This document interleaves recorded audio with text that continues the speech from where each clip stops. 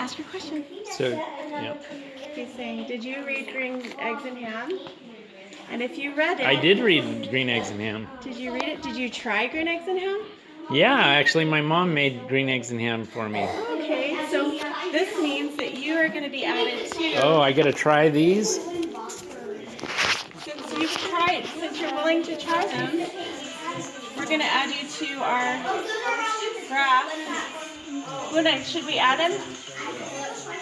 So we're gonna why don't you add him to our graph here. This is a living graph, so we're actually experimenting on you. And these are the, whoa! I caught it. These are the 3 people that didn't want to try it today, and everyone else did. These were counting for green because we ran out. So there, you can see that the conclusive evidence shows that most people are willing to try it, but why? Our question that we came up with, and Vuna helped me by his experience, can literature inspire someone to do something he or she normally wouldn't do?